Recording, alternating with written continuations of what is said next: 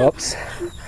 Hello Philippines and hello world again. Once again, dito tayo sa tag dito. Ewan ko, pangatlong siko na ba to ng Timberland? Isa na lang ano? Okay, nandito ko. Parang stop ko, daya ko eh. Nandun na yung mga kasama ko. Hi bro, what's your name? RD. To? Lito. Babes. Babes, yan. So, to all bikers of the world, nakita nyo may mga girlies na umakit dito sa Timberland. Pangalawa ko na siya nakausap.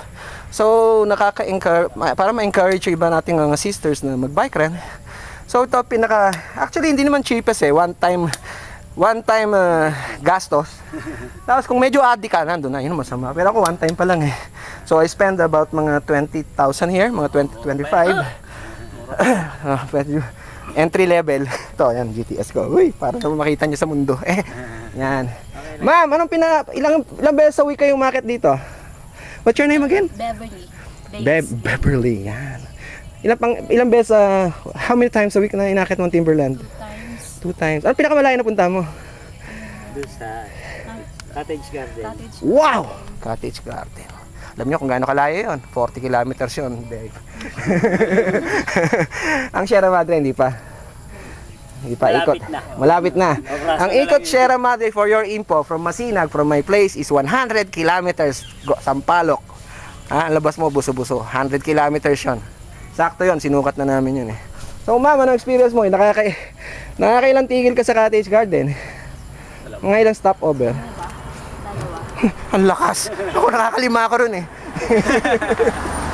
Anyway, nag-lose ka ba ng weight or mataba ka ba dati? Nung first ng buwan, nag-lose ng weight. Pero nung sunod-sunod na, hindi na eh. Kasi alam nyo kung bakit. Explain ko Kasi nagbi-build ang muscle, mas mabigat ang muscle sa fat. Pero ang pinaka-importante doon, nabibuild yung endurance niya, yung lakas niya, stamina and everything, mga sakit. Ako, diabetic ako eh. So, controlled ang sugar ko at 80. Palagi yan. Saka nabawasan yung mga gamot ko. Tapos mga toxin na yan, na-flush out. Pang-apat mo lang. Yan. Okay, thank you very much sa iyong panayam sa amin, babes. And sana pagpatuloy mo yung biking. Anong biking mo? Biking? Anong bike mo rito? Yung black. Yan ang ginagamit niyang bike. Vios ba yan? Toyota yan, ha? Okay, so...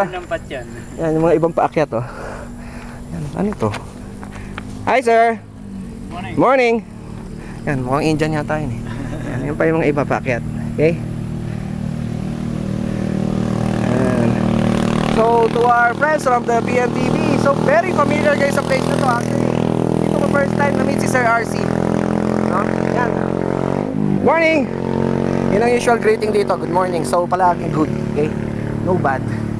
So once again, this is Jojo Bright, also known as DJ L. Liwanag, reported to you live from Timberland.